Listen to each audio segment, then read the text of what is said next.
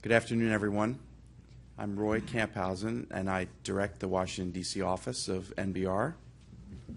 Welcome to the final plenary session of what we think has been a fabulously successful inaugural Asia Policy Assembly. Congratulations to the first class of our National Asia Research Associates and Fellows, and to the first Scalapino Award winner, Mike Lampton. I'm sure you heard all that earlier. And I know they're going to be honored later as well by Bob, but I'd also like to publicly thank my NBR colleagues, Michael Wills, Stephanie Renzi, and Melissa Colano, whose painstaking efforts have resulted in the spectacular results we've seen these couple days. Please do thank them when you see them. Well, now we turn to the last plenary session, entitled Asia 2025 and Beyond. If I may be so bold as to actually add a topic to Stanley Roth's excellent list of ways in which the scholarly community can assist policymakers, I'd like to suggest that the topic of futures, the topic of this panel, is a particular value that the scholarly and specialist community can bring in support of policymakers. That is, taking on the hard questions relating to future developments. In many cases, these are the questions that governments cannot take on for themselves, simply because to do so would be too fraught with the current real-world political consequences of actually conceiving of addressing the questions. Well, we are privileged today to have presentations by two specialists, Dr. Nicholas Eberstadt and Dr. Ashley Tellis, who are among the most effective scholars, I believe, in the art of thinking in the future.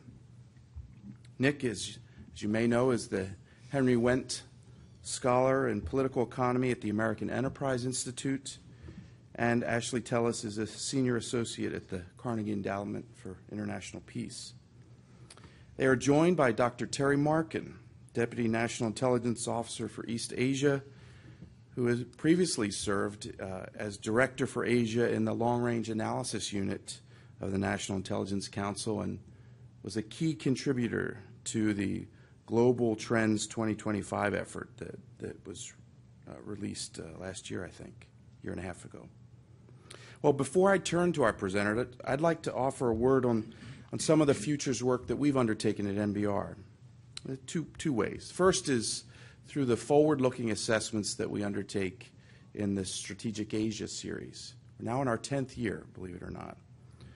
And we're greatly, we're enormously grateful to Ashley for being the research director for Strategic Asia, the annual volume and release, now in his 7th year.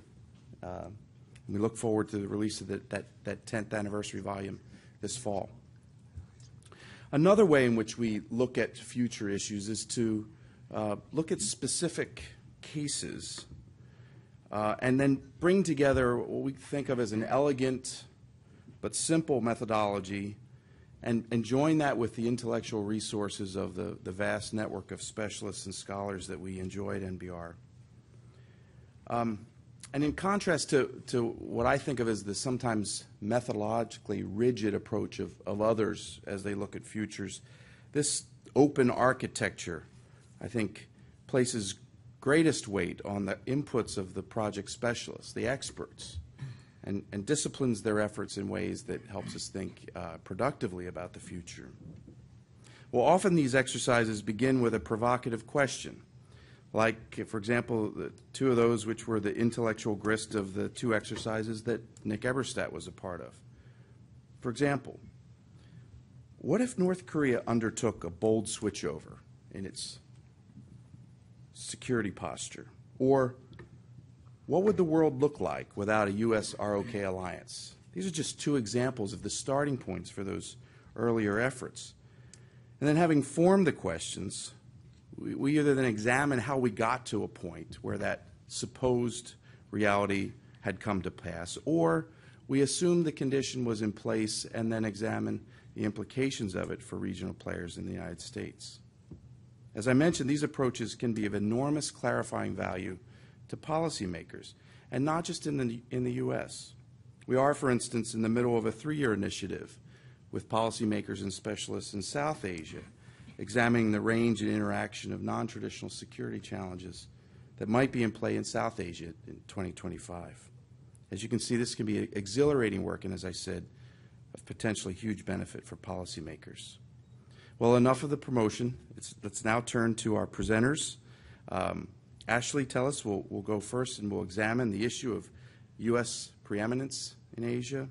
And Nick Eberstadt will follow his presentation by looking at demographic trends and growth in Asia. And then Terry Markin will offer some comments.